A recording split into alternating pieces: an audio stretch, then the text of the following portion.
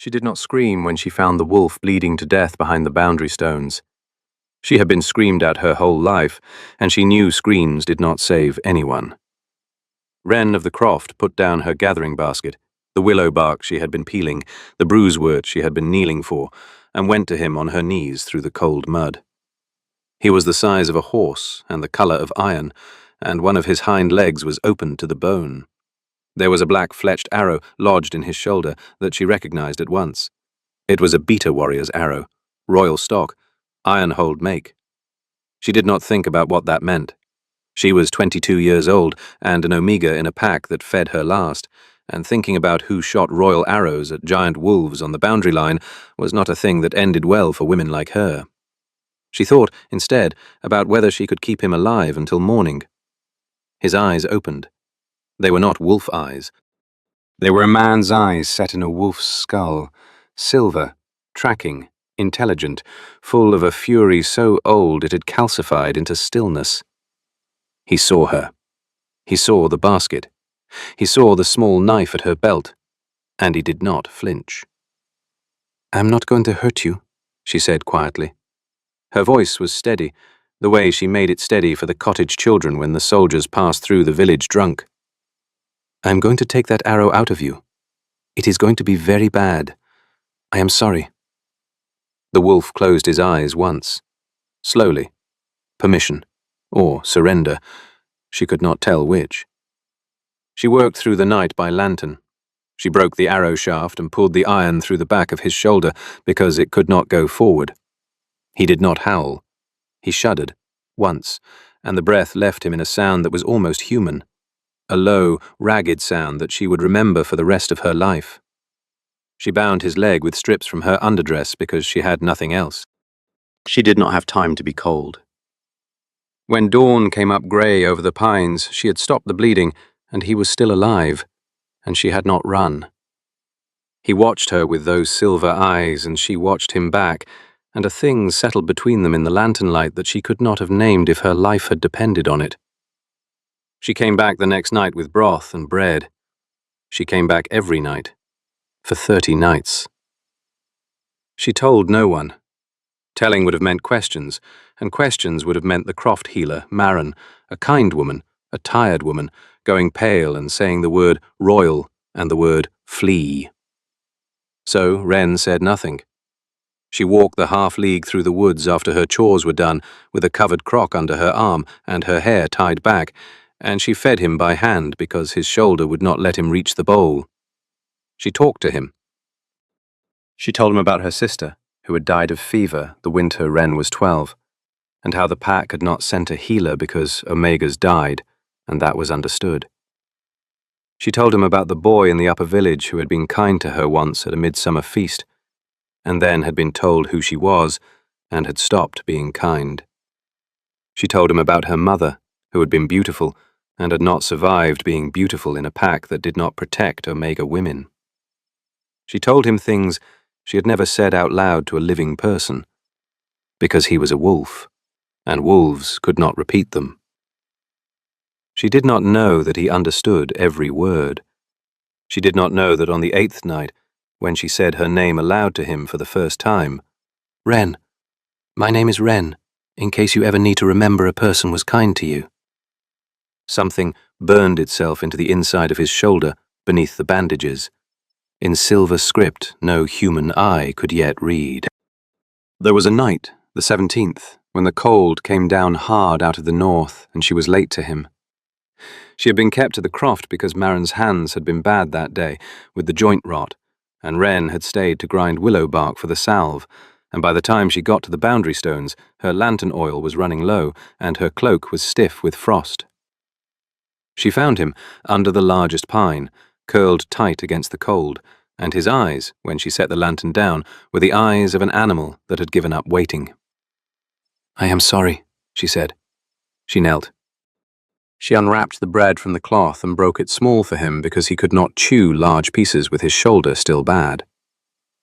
"I am sorry. Marin needed me. She would have noticed if I left in time, and she cannot know about you. If she knew about you, she would tell the headman, and the headman would tell the warriors, and the warriors would come for you with iron, and I do not want them to come for you. So I had to wait until she was asleep. She fed him a piece of bread by hand. He took it with the careful softness wolves use when they have decided not to frighten a thing. She fed him another piece. The lantern guttered. "I should not be talking to you like this," she said. Her voice was low. "You do not know what I am saying. You are a wolf. But I will tell you the truth, because you cannot tell anyone, and because I have not had anyone to tell anything to in a long time." She wiped her hands on her apron. She looked at him. "I am afraid all the time. I am afraid of the warriors when they come through the village drunk. I am afraid of the headman's son who looks at me sideways. I am afraid of being old in a pack that does not feed omegas in winter when they cannot work. I am afraid that one day I will not get up off the floor, and Maren will find me, and she will sigh because she expected it. That is what I am afraid of. And then I came out here and I found you bleeding to death, and for 30 steps as I knelt down beside you I was not afraid of any of it. I was only afraid for you." The wolf did not move. "I do not know why I am telling you that," she said. "I think I am telling you because if I do not tell someone, I will start being afraid again." She fed him the last of the bread. "Do not die," she said. "I cannot do this if you die. I will do it if you live. I just cannot do it if you die." She did not know he was the king. What she also did not know, what she would not learn until she stood in his great hall reading silver script in firelight, that on the 17th night, when she fed him bread by hand and told him she was afraid and asked him not to die, the line that wrote itself into his hide ran almost the full length of his back. It was the longest line in the ledger. It was the only one he ever asked her to read aloud to him, later, in the dark of their bed when he could not sleep, because he had read it so many times by himself that he wanted, just once, to hear it in her voice. She did not know he was the king. She thought he was a hunting wolf gone feral, a pack outcast, a monster the woods had birthed. She loved him anyway, in the simple, uncomplicated way that omegas learn to love what cannot ask anything of them. She brought him broth. She changed the dressings. She did not ask the woods who he was. The woods did not tell her. On the 30th night, she came to the boundary stones, and the wolf was gone. In his place was a man. He was kneeling in the mud where the wolf had lain. He was tall, even kneeling. His shoulders were broad, and his hair was iron grey for a man who could not have been more than 30, and his back, his bare back in the lantern light, was covered in lines of script in a metal she had only ever seen on coronation regalia. Silver. The marks ran from his shoulder blades to his hip in neat rows, in a writing that was not any language she knew. He was reading them. He turned his head and saw her, and she saw his face for the first time, and she understood 3 things at once. The first was that this was the man whose face was stamped on every coin she had ever held. The second was that he had been the wolf. He had been the wolf for 30 nights. The third was that he had heard every word she had said to him. She dropped the crock. It broke against a stone and broth ran into the moss, and Roderick of Ironhold, Alpha King of the Northern Reach, the wolf she had fed by hand, looked at her across the ruined supper as though he had been waiting his whole life to be looked at by a woman who did not know who he was. "Wren," he said. His voice was low and rusted from disuse. "Sit down." She did not sit down. She took a step backward, and he saw it, and something in his face, some terrible, careful, half-built thing, collapsed. "Please," he said. "Please. I cannot stand up yet. I do not want to frighten you from my knees." She sat down because she did not know what else to do, and he told her about the curse. His beta of 15 years had tried to murder him at the boundary line on a hunt 31 days ago. The arrow she had pulled from his shoulder had been laced with wolfsbane, and a working older than the Reach itself, a curse called the Wolf's Ledger, laid by his own enemy's line 3 generations back as a punishment for kings who could not be trusted. Once struck, the king could not return to human form until the curse was satisfied. The curse was satisfied only when his hide had been written upon by acts of unconditional kindness. Kindness given to him as a beast, by a stranger who wanted nothing from him in return. The ledger was meant to be impossible. It had been impossible for 3 generations. Kings cursed by it had died in wolf form, alone, because no one was kind to a giant wounded wolf for nothing. She had been kind to him for 30 nights, for nothing. His skin was now a record of her. Every broth, every bandage, every word she had said to a wolf in the dark, written into him in silver. Wren of the Croft, who said her name on the 8th night so a stranger might remember a person was kind to him. He had read that line just before she arrived. He could read all of them. "My beta is alive," he said. "Howrick. He believes I am dead. He has spent 30 days consolidating power in my hall. When I return to Ironhold tomorrow, I will have to walk into a court that has already begun to forget me, and I will have to prove I am alive, and I will have to prove who put the arrow in me. The ledger on my back is the proof. It cannot be forged. It cannot be lied into existence." He looked at her. "It also names you. By pack law, the woman whose kindness breaks the ledger is my mate. Witnessed. Bound. There is no undoing it." She did not move. The forest was very quiet. "I did not know you were anyone," she said. Her voice came out steadier than she had expected. "I know. I would have done it anyway." He closed his eyes.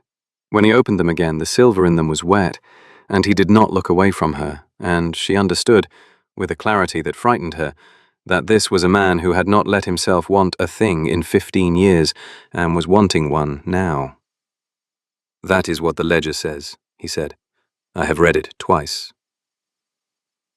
If this story is keeping you with me tonight, take a moment and tap the like button. It tells the algorithm to bring more dark fantasy romances like this one to people who need them. Then settle in. The hardest part is still ahead. He could not walk into Ironhold leaning on her arm. That was the first thing he made clear, sitting in Marin's Croft the next dawn with a borrowed cloak over his shoulders and his ledger hidden beneath it. Marin had taken one look at the silver writing through the open collar, gone the colour of old milk, and offered him broth in the wooden bowl reserved for royal guests, which he had owned for 40 years and never used. He had drunk it without comment. Wren had not been able to look at him. "They will say I forced you," Roderick said. He was looking at the fire, not at her. "They will say I am bringing an Omega to my hall to legitimize a coup. They will say the ledger is a trick, a working I had laid on my own back to manufacture a mate I could control. Howrick will say it loudest, because Howrick knows the ledger is real and that it names him by absence." "What does that mean?" Wren said. "Every line on my back is a kindness. There is no line for him."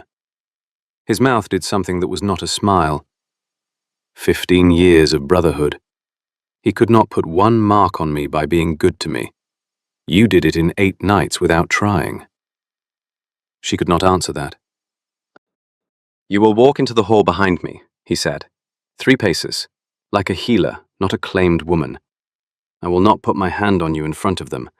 I will not let them see you as a thing I have brought home. He looked at her then, finally.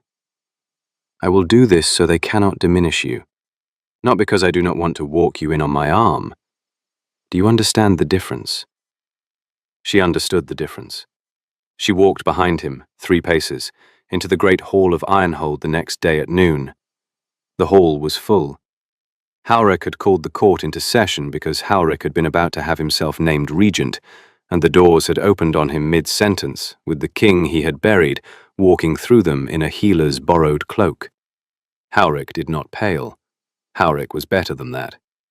He went very still, and then he smiled. The small, curved, dangerous smile of a man recalibrating a thing he had thought was finished. "My king," he said. He bowed. He was perfect. "We were told you were dead." "I was told you told them," Roderick said. The hall went silent. Halric had been the second strongest wolf in the Reach for 15 years. He was tall and gold-haired and easy to look at, and the warriors loved him because he had bled with them in 2 border wars. He stepped forward into the silence with the calm of a man who had thought through every possible accusation and prepared an answer for each. "There has been a poisoning," Halric said. He was not looking at Roderick. He was looking, with the precision of a hunter, directly at Wren. "The Omega behind you, my king. The healer's apprentice. She came to the kitchens 12 days ago and bought a draft of monkshood from the outer market. I have the trader's name and the date. The woman who sold it to her is in this hall." He raised his voice. "Bring her forward." A woman was brought forward. She was old and frightened, and would say whatever Halric wanted her to say, and Wren understood. Standing behind her king in a borrowed cloak in a hall full of wolves who had decided in advance what she was, that Halric had been preparing this moment for 30 days. He had been preparing it before Roderick walked back through the door. He had been preparing it for any woman Roderick brought home. "My king," Halric said gently, "she is not a healer. She is the assassin who finished what the boundary arrow started. The ledger on your back, if there is a ledger on your back, was laid by her hand to bind you to her. It is not proof of love. It is proof of working. I beg you, step away from her before she completes it." Roderick did not turn around to look at her. He did not need to. He spoke over his shoulder, and his voice was not loud, but every wolf in the hall heard it. "Wren," he said, "walk forward. Stand beside me." She walked forward. She stood beside him. He took off the cloak. He took off the cloak in his own great hall, in front of his entire court, and he turned his back to the room and let them see the silver script written from his shoulders to his hip. Every line a kindness, every line in a hand that was not a working, but the world itself, recording what had been done. The hall made a sound. It was not a cheer, and it was not a gasp. It was the sound a pack makes when the truth arrives in a room that has been full of lies for 30 days. "Read it," Roderick said. He said it to Halric. "Read aloud the line on my left shoulder blade, the one closest to my heart." Halric did not move. "Read it," Roderick said again, "or admit before this hall that you cannot, because the ledger does not respond to your voice, because you are not the one who put the marks there, because you have never, in 15 years, been kind to me when there was nothing to gain." Halric's hand went, very slightly, to the hilt of his sword. Roderick saw it. The whole hall saw it. "I will read it," Roderick said quietly. "I read it last night by the fire, and I will read it now, in front of every wolf who has ever told this woman behind me that she was nothing." He turned. His silver eyes found Wren. Wren of the Croft, who said her name on the 8th night so a stranger might remember a person was kind to him. The silence in the hall was the silence of a pack remembering what its king sounded like. "She is my mate by the ledger," Roderick said to the court. "She did not know I was a man. She did not know I was a king. She fed me for 30 nights for nothing, which is more than any of you have done for me in 15 years. She owes me nothing. She owes this hall nothing. If she wishes to walk back to her croft tonight, no one in this room will stop her, and I will not follow her. And the ledger will go unbroken on my back until I die. Do you understand me?" The hall understood him. Wren understood him too, and her hands, which had been steady through 30 nights of pulling iron from a wolf, began to shake. Halric drew his sword that night.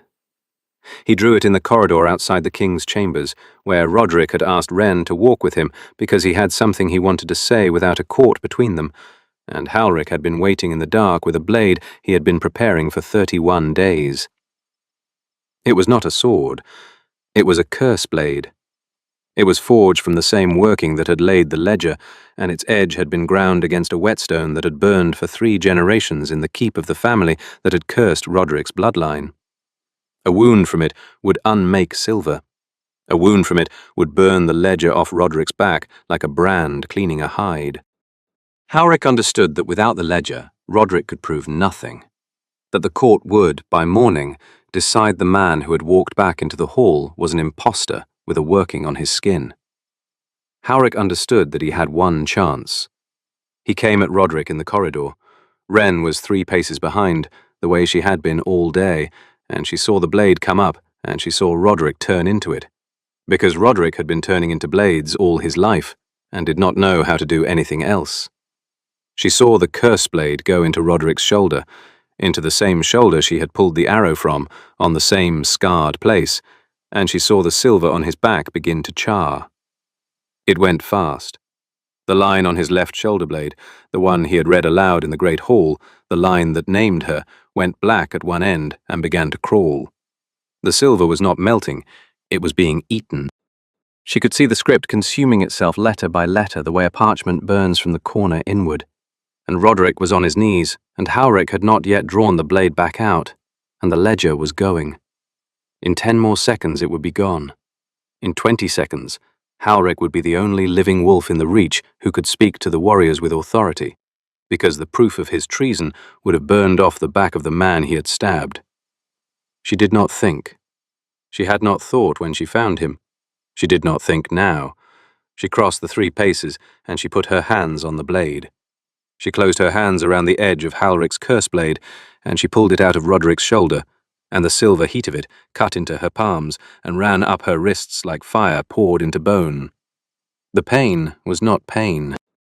It was a thing larger than pain. It was the curse, trying to live by eating her instead of him. And she stood in the corridor with her bleeding hands wrapped around a blade that was burning the ledger out of her king. And she did not let go. "I said her name on the 8th night," she said. Her voice was shaking, but it did not stop. "I told him about my sister on the 9th. I cleaned his shoulder on the 10th, and I changed the binding on the 11th, and I sat with him in the rain on the 12th, because he could not move, and the cold was bad, and I did not want him to be alone." Each line she spoke, she felt the silver on Roderick's back hold. "I came on the 13th, with broth from Marin's Croft. On the 14th, I sang to him, because I did not know what else to do. On the 15th, I told him about the boy at the midsummer feast. On the 16th, Halric was screaming at her to stop. The curse blade in her hands was screaming too, in a voice that was not a voice. She did not stop. She named every one of the 30 knights. She named them in order. She named them in the dark of a stone corridor with her hands burning silver bright, and Roderick on his knees beside her, with his shoulder bleeding, and his back of script holding, line by line, against a curse that had killed 3 generations of kings, because the kindness was not a working. The kindness was the truth. The truth could be burned at, but not burned. When she said the 30th night, "I came and you were a man," the curse blade shattered in her hands. It went to silver dust, and the dust fell to the stones, and Halric fell with it. He did not die. He went to his knees and stayed there, grey-faced, because the working had been bound to him too, and the breaking of it took 15 years out of him in 15 seconds. Roderick's warriors took him then. They had been arriving in the corridor through the whole of the naming, and they had not interfered because not one of them had been certain, until they heard her speak, whose side of the curse was the true one. Wren's hands were ruined. She looked at them, and she could not feel them. and Roderick, on his knees, took them in his and held them as though they were the only fragile thing in the world. "You should not have done that," he said. He was crying. She had not known that Alpha Kings cried. "Wren, you should not have done that." "I would do it again," she said. He kissed her then. He kissed her once, in the corridor, in front of his bleeding shoulder and her ruined hands, and the silver dust of a curse that had ended, and what broke inside him in that kiss was not a wall, but a long-held breath, the held breath of a man who had been waiting 15 years to be loved by someone who had not been told who he was first. It was one kiss. He did not draw it out. He pulled back and he said her name like a man saying a prayer, and she understood that the kiss was not the payoff.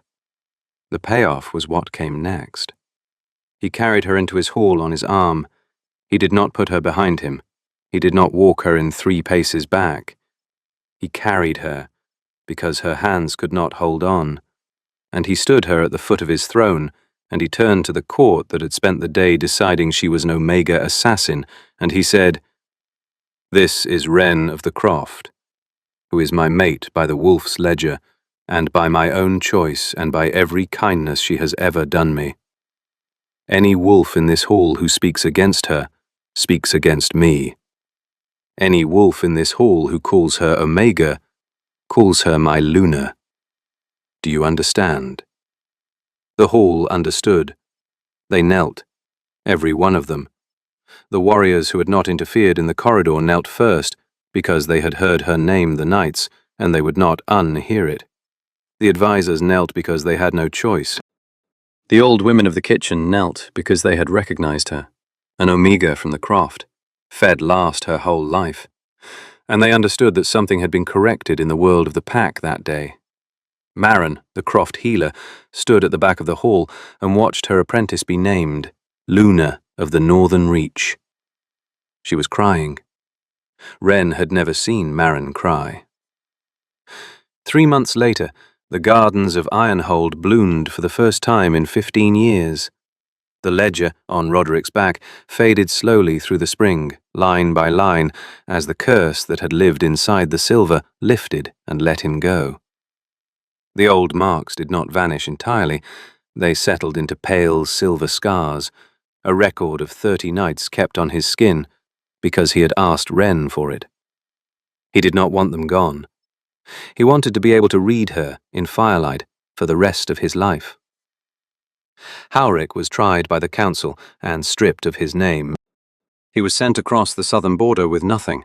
No rank, no pack, no protection. The warriors who had once loved him let him go in silence. The Reach forgot his face within a year. Wren's hands healed slowly. She wore them bare. She did not hide the silver scars on her palms. She met every wolf who looked at them with the steady, unflinching gaze of a woman who had pulled iron out of a king and silver out of a curse, and would not be made to feel small again. A letter arrived in the spring, brought by a frightened messenger who had ridden 3 days from the lower village. It was from the boy at the midsummer feast, the one who had stopped being kind. It was a long letter. It said many things. It asked her to forgive him, and it asked if his mother might be received at court, and it offered services Wren did not need. She read it once, in the garden, in the spring sun, and then she folded it and gave it to Roderick. "Burn it," she said. He burned it that night, in the great hall fire, in front of her. And he kissed the silver on her palms after, and he told her every name the ledger had given him, in the order they had been written, while the kingdom outside their windows woke into a season it had forgotten how to have. So that was how an Omega girl from the Croft fed a wounded wolf for 30 nights, and ended a curse 3 generations old, and walked into the hall of a king she had not known she loved, and was named Luna of the Northern Reach, by a man who could read her name in his own skin. If this story moved you tonight, I would love to know. Where are you listening from? Drop your country in the comments below. Tell me which moment hit you hardest, and if you would have done what Wren did in that corridor. And if you have not yet, subscribe to the channel. There are more stories like this one waiting in the dark, and I will be here to tell them. Good night, and rest well.